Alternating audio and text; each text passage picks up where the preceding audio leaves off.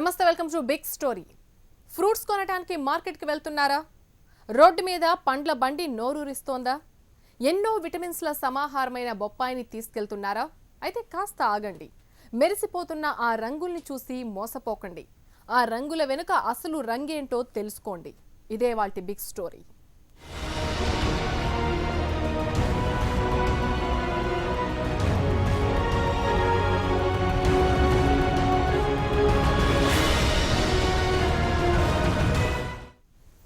పండు పండు ఎర్రపండు యాపిల్ దాని పేరు అని ఒక సినిమా పాట ఉంది. మార్కెట్లో కలర్ఫుల్గా కనిపిస్తున్న కొన్ని పండ్లను చూస్తే ఈ సాంగ్ గుర్తొస్తుంది కొందరు ఫ్రూట్ లవర్స్కి. విశాఖలోని సీతమ్మపేటలో కూడా కొన్ని బొప్పాయి పండ్ల కలర్ను చూసి సిటీ జనులకు ఇలాగే నోరూరింది. విటమిన్ సితో పాటు ఎన్నో ఔషధ గుణాల బొప్పాయి పండ్లను ఎగబడి కొన్నారు.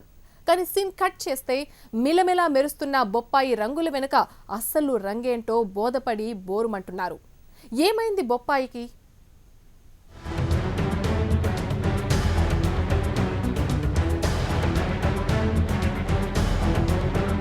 కలర్ఫుల్ గా కనపడుతున్న ఈ పండ్లను చూసారా? నోరూరిస్తున్నాయా? కొనేద్దాం తినేద్దాం అనిపిస్తోందా? ఇంటికి తీసుకెళ్లి పిల్లలకు పంచేద్దాం అనిపిస్తోందా?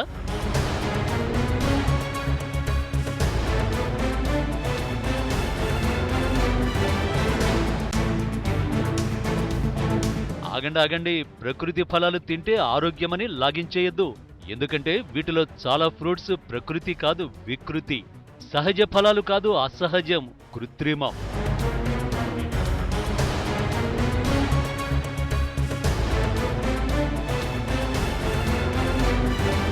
బాగా మాగాయి, మంచి రంగొచ్చాయని మీరనుకుంటే అనారోగ్యంలో కాలేసినట్టే.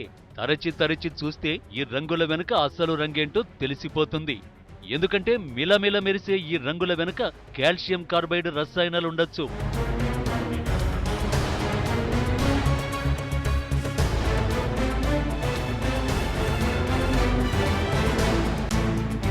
మన హైదరాబాద్లో కార్బైడ్ రసాయనాలు చల్లి మామిడి పండ్లను మాగబెట్టిన వార్తలు చూశాం. సాక్షాత్తు హైకోర్టు కల్తీ వ్యాపారులపై, ప్రభుత్వంపై సీరియస్ అయింది. ఇప్పుడు వైజాగ్ ఆరోగ్యాన్నివ్వడంలో మహారాజు లాంటి బొప్పాయిపై కెమికల్ రంగులు చల్లి మాగబెట్టడం కలకలం సృష్టించింది.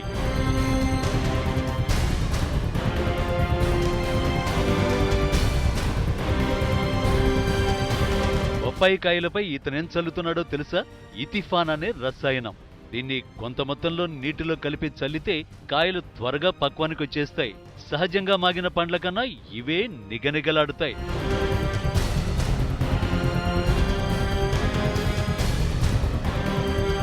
బొప్పాయి కాయల్ని విష రసాయనాలతో పక్వానికి తెచ్చి ప్రజల ఆరోగ్యంతో చెలగాటమాడుతున్న ముఠా గుట్టును రట్టు చేశారు విజిలెన్స్ అధికారులు.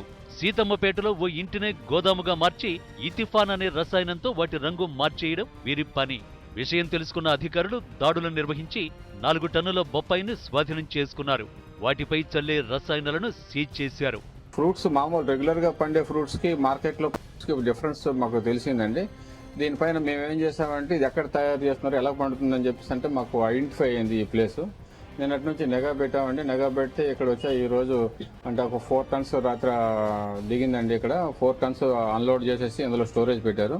ఇదండి ఇక్కడ ఈ ఇథిఫాన్ అని చెప్పేసి ఇది ఈ కెమికల్ ఉందండి. ఫిట్స్టెడ్, ఇది నథింగ్ బట్ పాయిజన్ అనమాట. ఇది ఏం చేస్తారంటే వాటర్లో స్ప్రింకిల్ చేసి పొల మీద వీళ్ళు స్ప్రే చేస్తే, ఈ విధంగా స్ప్రే చేయడం వల్ల ఏమవుతుందంటే 10 days పండాల్సినటువంటి పండు ఏం చేస్తుందనంటే 1 day కలర్ వచ్చేస్తుంది, పండిపోతుంది అనమాట. ఈ ప్రజలంతా ఏం చేస్తారంటే ఈ మధ్యన కొంచెం చీప్ కదా బొప్పాయి, విటమిన్ ఉంటుంది, ప్రోటీన్ ఉంటుంది, తింటే ఆరోగ్యానికి మంచిదని, అలాగే డాక్టర్లు కూడా సిఫార్సు చేయడం వల్ల దాన్ని ఎక్కువగా తింటున్నారు. దీన్ని కలిపి తినడం వల్ల దానికి కలుషితం అయిపోయి ఆరోగ్యం కూడా చెడిపోతుందండి. దీనివల్ల ఏమవుతుందంటే డైజెస్టివ్ సిస్టమ్, అలా వైటల్ ఆర్గాన్స్, కిడ్నీస్, లివర్ కూడా దెబ్బతినే ప్రమాదం ఉందండి. ఇది వినర్గా అమృతం లాంటి బొప్పాయిని ఎలా విషతుల్యం చేస్తున్నారు? కెమికల్స్ కలిపిన ఈ పండు తింటే ఇంకేమైనా ఉందా? అనారోగ్యంతో హాస్పిటల్లో బెడ్ బుక్ చేసుకోవాల్సిందే. నెంబర్ 1 తయారు కాయలే, పనికిరాని కాయలే, ఇంకా మంచి కాయలే. ఈ 4 రోజులు 5 రోజులు వీళ్ళకి కప్పి సోకిస్తే ముగ్గితే ఏదో ముగ్గిన కాయలకే ఉండి కొద్ది మందు కొడతామండి. అంటే మాకు అందరు రైతులు చెప్పిందండి, రైతులు చెప్పడం వల్ల మేము కొడుతున్నాం తప్ప లేకపోతే మేము కొట్టమండి. సంవత్సరం నుంచి ఇలాగ అమ్మలేదండి. ఈ కాయలు ఇలాగ ఉన్నాయండి. మేము ఎప్పుడు కూడా ఎప్పుడో బ్యాలెన్స్ కాయలు ఒక 100 కిలో 150 కిలో మొగ్గపోతే ఏదో కొట్టేవాళ్ళం తప్ప రాత్రేటంటే ఆ కాయలు కొడుతుంటే సార్ పట్టుకున్నారు సెంటర్ గదిలో కాయలకి. ఈ కాయలకి కానీ చివరి గదిలో కాయలు కానీ మందు ఏం కొట్టలేదండి. ఇథిఫాన్ అనేది ఓ ప్రమాదకరమైన రసాయనం. పంటల ఎదుగుదలకు వాడుతారు. అయితే కాయలపైన ఎక్కువ మొత్తంలో చల్లి త్వరగా పక్వానికి తెస్తారు. ఈ కెమికల్ కడుపులోకి వెళితే కాలేయం దెబ్బతింటుంది. జీర్ణ వ్యవస్థ అస్తవ్యస్తమైపోతుంది. కిడ్నీలు పాడవుతాయి. రోగనిరోధక వ్యవస్థ క్షీణిస్తుంది. రకరకాలైన కెమికల్స్ వాడి ఎర్లీగా పండు పండేటట్టుగా కనిపించి కలర్ వచ్చి సేల్స్ చేయటం అనేది ఈ మధ్య జరుగుతున్న ఒక విపరీతమైన చర్య ఇది. మామిడి పళ్ళ నుంచి మిగిలిన అన్ని రకాల పళ్ళకు కూడా ఈ కలరింగ్ వేయటం వల్ల లివరు అదర్ గ్యాస్ట్రోఇంటెస్టినల్ సమస్యలన్నీ స్టార్ట్ అవుతాయి ఈ కెమికల్స్ వల్ల. మరి ఈ కెమికల్స్ కార్సినోజెన్, క్యాన్సర్ లాంటి అనారోగ్యాలకు కూడా కారణం అవుతూ ఉంటుంది. ఎలర్జిక్ రెస్పాన్స్లో వచ్చి ఒళ్ళంతా పొంగిపోయి కళ్ళు పొంగిపోయి ఊపిరాడక ఆయాసం వచ్చే పరిస్థితులు కూడా వస్తూ ఉంటుంది.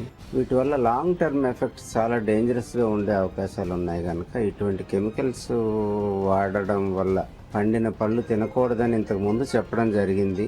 ఈ ఆర్టిఫిషియల్ రైపనింగ్ కలర్స్ వాడిన పళ్ళు తాలూకా స్మెల్ అది వేరుగా ఉంటుంది. ఒకవేళ తీసుకోవడం జరిగినా కానీ ఒకటి కట్ చేయగానే లోపల ఆ పండకుండా ఉన్న తత్వం తెలుస్తుంది, టేస్ట్ తెలుస్తుంది. ఫ్రూట్స్ అనేవి ఏజ్ ఎరా ఎప్పటి నుంచో తింటున్నవే కాబట్టి వాటి తాలూకా రంగు రుచి వాసన తినే వినియోగదారుడికి తెలుసు. అది తినడం చూసిన తర్వాత వాటిని ఆపేయాలి. సరుకుపై ఎంతో కొంత లాభం వేసుకుని విక్రయించడం వ్యాపారం.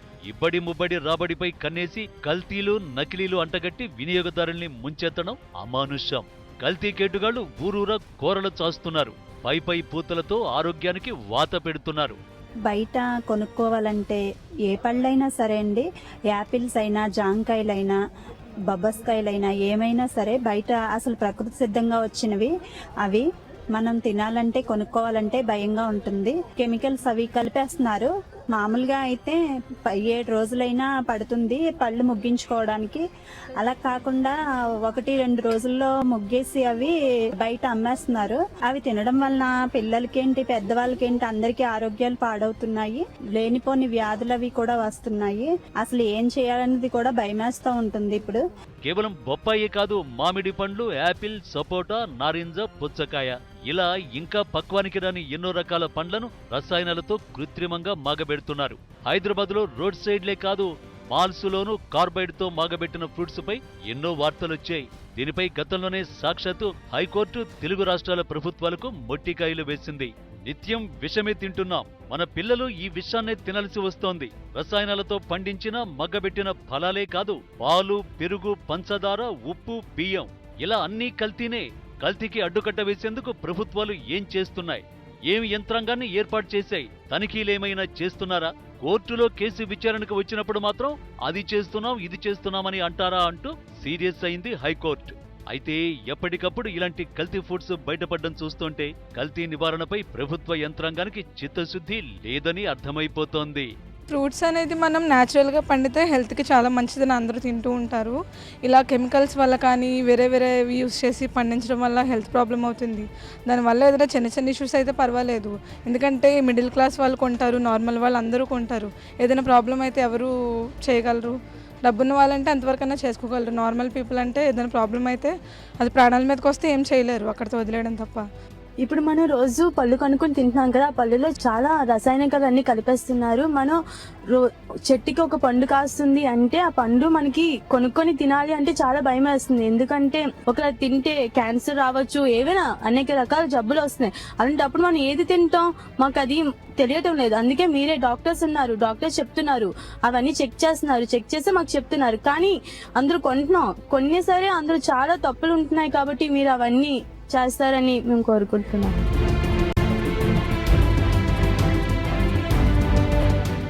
కోటి విద్యలు కూటి కొరకే, రెక్కల కష్టం డొక్కలు నింపుకోవడానికి. పొద్దున లేచింది మొదలు రాత్రి వరకు కష్టపడేది కడుపులో కాసిన్ని మెతుకులు వేసుకునేందుకే. కానీ కల్తీ అవుతున్న ఆహారంతో 5 వేళ్లు నోట్లోకి వెళ్లేందుకు భయపడిపోతున్నాయి. ముఖ్యంగా పాపాయిలకిచ్చే పాలు ఎలా కలుషితమవుతున్నాయో తెలిస్తే గుండె తరుక్కుపోతుంది.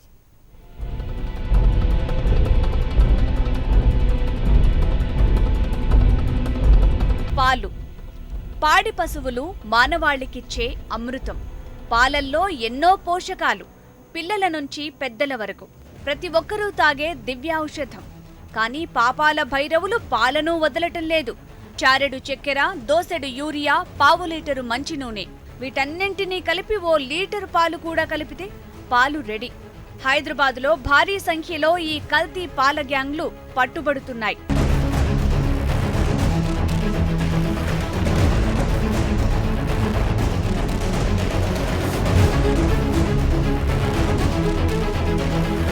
హైదరాబాద్లో పాల వినియోగం, డిమాండ్ చాలా ఎక్కువ. దీన్నే క్యాష్ చేసుకుంటున్నారు అక్రమార్కులు. రసాయనాలతో కొందరు ఆర్టిఫిషియల్ మిల్క్ తయారు చేస్తే గేదెల పొదుగుకు ఆక్సిటోసిన్ ఇంజెక్షన్ ఇచ్చి అధిక ఉత్పత్తి చేస్తున్నారు. ఇంకా రకరకాలుగా పాలను కల్తీ చేసి మార్కెట్ల మీదికి వదులుతున్నారు. పిల్లల దగ్గర నుంచి పెద్దల వరకు ప్రతి ఒక్కరికి పాలు తాగాలి. అలాంటి పాలు ఈ రోజు విషతుల్యమై తర్వాత క్యాన్సరస్ కండిషన్స్ క్రియేట్ చేసే విధంగా అనేక రకమైనటువంటి కెమికల్స్, ముఖ్యమైనటువంటి కెమికల్స్ ఏం కలుపుతున్నారంటే యూరియా, ఫస్ట్ థింగ్ యూరియా, తర్వాత స్టార్చ్, కాస్టిక్ సోడా, డిటర్జెంట్స్, తర్వాత ఫార్మలిన్, వనస్పతి డాల్డా లాంటివన్నీ కలపడం ద్వారా పాలల్లో మనకి ఎక్కువ కనిపించేట్టుగా, పాలు బాగా ఫ్రెష్ గా నురగా కనిపించేట్టుగా ఈ విధంగా పాలు అమ్మడం జరుగుతా ఉంది. సాధారణంగా పాలల్లో ఉన్న కొవ్వు శాతాన్ని బట్టి పాలకు ధర నిర్ణయిస్తారు. గేదె పాలల్లో 3 నుంచి 4% మాత్రమే కొవ్వు ఉంటుంది. కానీ కల్తీ పాలలో 8% ఉంటుంది. అందుకే ఎక్కువ సంపాదించాలనే లక్ష్యంతో పిల్లలు ఇష్టంగా తాగే పాలను పాయిజన్ చేస్తున్నారు. వాటిని పలు స్వీట్ షాపులు, హోటళ్లలో విక్రయించి సొమ్ము చేసుకుంటున్నారు. కొన్ని చిట్కాలతో కల్తీ పాలను ఈజీగా గుర్తించొచ్చని నిపుణులు సూచిస్తున్నారు.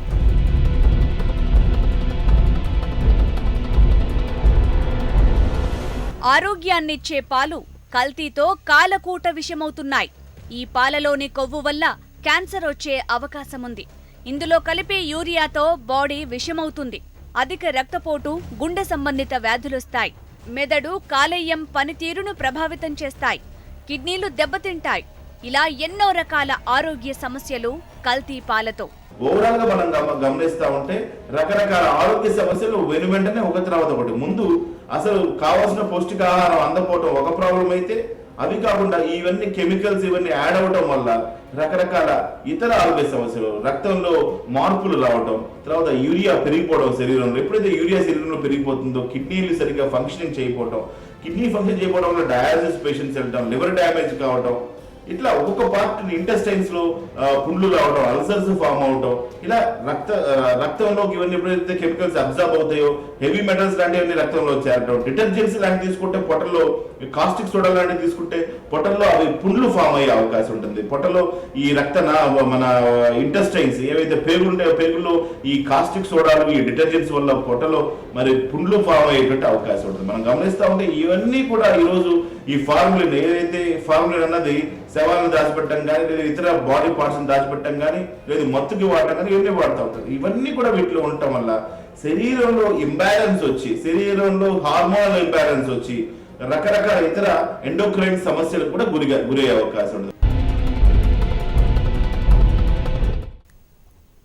ప్రపంచంలో ఆకలి చావులు చూస్తున్నాం. నార్మన్ బోర్లాగ్తో పాటు ఎందరో శాస్త్రవేత్తల కృషితో హరిత విప్లవం సాధించాం. కడుపు మంటలు చల్లార్చాం. అప్పుడు ఆహారం లేక చావులు సంభవిస్తే ఇప్పుడు కల్తీ ఆహారంతో మరణాలు సంభవిస్తున్నాయి.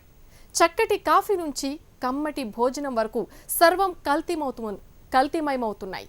హైదరాబాద్తో పాటు మిగతా ప్రాంతాల్లో పట్టుబడుతున్న కల్తీ ఆహార పదార్థాలు చూస్తే కళ్ళు బైర్లు కమ్ముతాయి. రోజు మనమేం తింటున్నామో భయమేస్తుంది.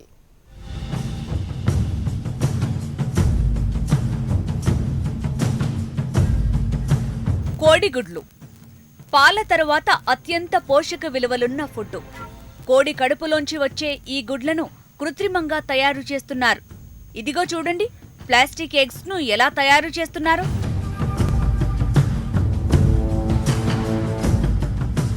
చైనా నుంచి ఈ ప్లాస్టిక్ ఎగ్స్ వస్తున్నాయన్న అనుమానాలున్నాయి. ఎలాంటి తనిఖీలు లేకుండా మామూలు గుడ్లతో కలిసి దేశంలోకి వస్తున్నాయి ప్లాస్టిక్ ఎగ్స్. ముఖ్యంగా మనం గమనిస్తే ఇటువంటి ఎగ్స్ ఏవైతే ఈ కాల్షియం క్లోరైడ్ కానివ్వండి, బెంజోయిక్ యాసిడ్, ఇతర కెమికల్స్ తో తయారు చేసిన ఎగ్స్ కనుక తీసుకుంటే, వాటి షెల్స్ కనుక వీటితో తయారు చేసి కనుక తీసుకుంటే అనేక రకమైనటువంటి ఆరోగ్య సమస్యలు, ముఖ్యంగా లివరు, ఇంటెస్టైన్స్, తర్వాత బ్రెయిన్కి సంబంధించినటువంటి వ్యాధులు, బ్రెయిన్కి సంబంధించిన బ్రెయిన్ నర్వ్ సెల్స్ కూడా ఇటువంటి ఆరోగ్య సమస్యలు వచ్చే అవకాశం ఉంటుంది. ఇక వంట నూనె కల్తీ అంతా ఇంతా కాదు, ఏకంగా జంతు కళేబరాలను ఉడికించి నూనెలు తయారు చేస్తున్నారు. హైదరాబాద్తో పాటు పలు ప్రాంతాల్లో నకిలీ ఆయిల్తో నింపిన డ్రమ్ములు, భారీ స్థాయిలో జంతు కళేబరాలు దొరికాయి. ఈ నూనెను హోటళ్లు, రెస్టారెంట్లు, ఫాస్ట్ ఫుడ్ సెంటర్లు, గల్లీల్లోని చిన్న చిన్న దుకాణాలకు విక్రయిస్తున్నారు ముఠా. జంతు కళేబరాలతో తయారు చేసిన నూనెతో చేసిన వంటలు తింటే ఇక ఆరోగ్యం అంతే సంగతులు.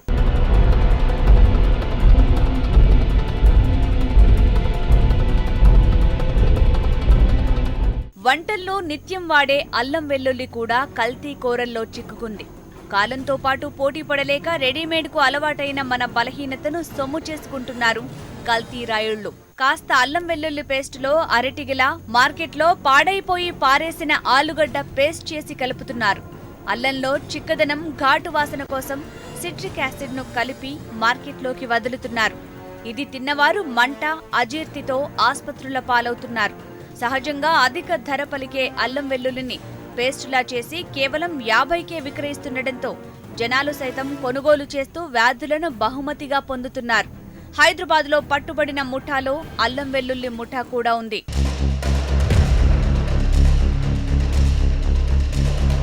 ఒక్కసారి ఈ వాటర్ బాటిళ్లను చూడండి. బ్రాండెడ్ నీళ్ల బాటిల్లా ఎంత బాగా మెరిసిపోతున్నాయో కదా. కానీ ఈ నీటి వెనుక ఏ నీరుందో తెలుసుకుంటే గొంతులో చుక్క నీరు దిగదు. డ్రైనేజీ నీరు. అవును, మురికి నీటిలోనే రకరకాల రసాయనాలు కలిపి వాటర్ బాటిళ్లుగా విక్రయిస్తున్నారు.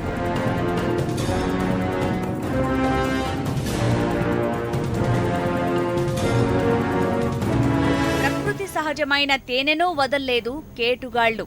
చిక్కదనం కోసం పంచదార పానకం, తీపి కోసం గ్లూకోజ్ వాటర్ యాడ్ చేసి మార్కెట్లో తేనెగా అమ్మేస్తున్నారు. ఇక భోజనం చేసిన తర్వాత జీర్ణం కోసం తినే సోంపును సైతం వదల్లేదు. రంగులు కలుపుతూ, పెయింట్స్ వాడుతూ ఇదే సోంపని నమ్మిస్తూ క్యాష్ చేసుకుంటున్నారు.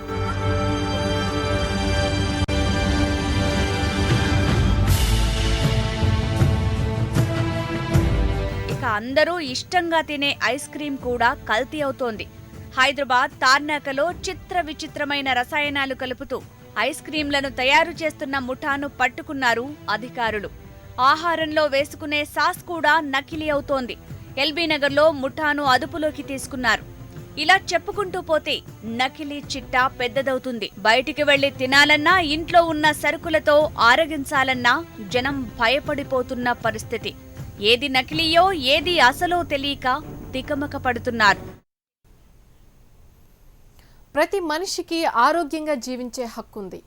నాణ్యమైన ఆహారం తినే హక్కు ఉంది. ఈ హక్కుల్ని పరిరక్షించాల్సిన బాధ్యత ప్రభుత్వాలది. కానీ అదే లోపించింది మన దేశంలో. తినే వస్తువులన్నీ కల్తీ అవుతున్నా, నకిలీ ఆహారం సరిహద్దులు దాటి వస్తున్నా పెద్దగా చర్యలు లేవు. అప్పుడప్పుడు హడావిడి చేయడం తప్ప పటిష్టమైన వ్యవస్థల నిర్మాణం లేదు. స్పెంట్ అనే సంస్థ ఇచ్చిన నివేదిక ఆహార పదార్థాలు ఎలా కల్తీ అవుతున్నాయో, దాని ఫలితాలు ఎంత దారుణంగా ఉన్నాయో కళ్లకు కట్టింది.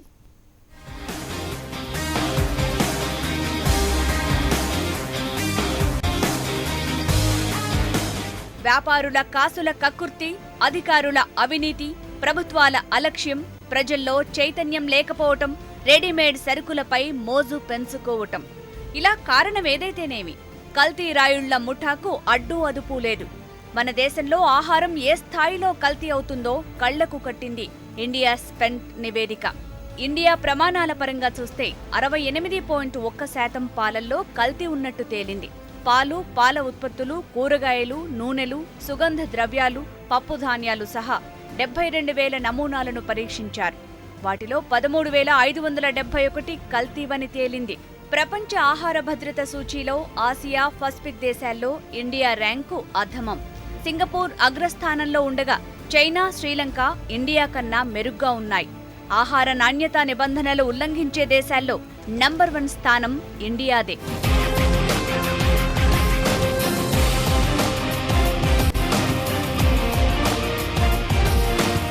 ప్రపంచ ఆరోగ్య సంస్థ నివేదిక ప్రకారం కల్తీ ఆహారం తీసుకోవటం వల్ల ప్రతి ఏటా 60 కోట్ల మంది ఆహార సంబంధ వ్యాధుల బారిన పడుతున్నారు.